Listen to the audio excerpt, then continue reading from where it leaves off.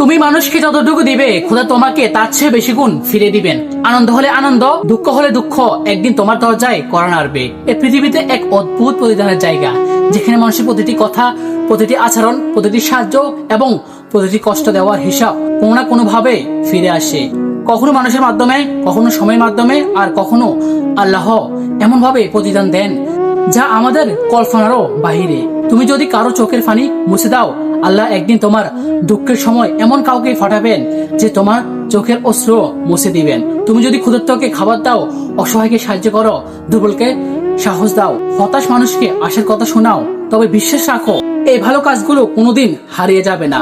মানুষ ভুলে যেতে পারে, কিন্তু আল্লাহ কখনো ভুলে যান না। আবার যদি তুমি অহংকার করে মানুষের হৃদয় ভেঙে দাও, অন্যায়ের মাধ্যমে কারো অধিকার নষ্ট করো, কাউকে অপমান করে আনন্দ পাও, কিংবা মানুষের কষ্টকে উপহাস করো, তবে মনে রেখো সময়ের চাকা ঘুরতে দেরি হলেও থেমে থাকে না। আজ যে কষ্ট তুমি অন্যকে দিচ্ছ, কাল সেই কষ্টই কোনো না কোনো রূপে তোমার জীবনও ফিরে আসতে পারে। তাই এমন ভাবে জীবন গড়ে তোলো যাতে তোমার উপস্থিতিতে মানুষ স্বস্তি পায়, নিরাপত্তা পায় এবং ভালোবাসা অনুভব করে।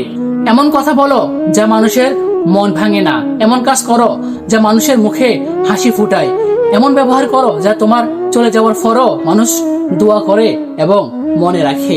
মনে রেখো, ভালোবাসা দিলে ভালোবাসা ফিরে আসে, সম্মান দিলে সম্মান ফিরে আসে, ক্ষমা করলে ক্ষমা ফিরে আসে, আর দোয়া করলে দোয়া ফিরে আসে। একইভাবে ঘৃণা, আচরণ, অপমান ও কষ্টও একদিন তার প্রতিদান নিয়ে ফিরে আসে। তাই প্রতিদিন নিজেকে একটি প্রশ্ন করো, আজ আমি মানুষের জীবনে কি রেখে যাচ্ছি? আনন্দ নাকি কষ্ট, আশা নাকি হতাশা? কারণ পৃথিবীতে তুমি যাই বপন করবে একদিন তাই ফসল হিসাবে কাটবে। আর আল্লাহ ন্যায় বিচারকারী, তিনি কোনো ভালো কাজের প্রতিদান নষ্ট করেন না, কোনো অন্যায়ের হিসাবও অগোচরে রাখেন না। তাই মানুষের জন্য রহমত হও, বোঝা নয়, ভালোবাসার কারণ হও, কষ্ট নয়। কারণ তুমি মানুষকে যা দেবে আল্লাহ তার প্রতিদান তোমার কাছে ফিরে দিবেন, কখনো দুনিয়ায় আর কখনো আখিরাতে আর কখনো উত্তম রূপে।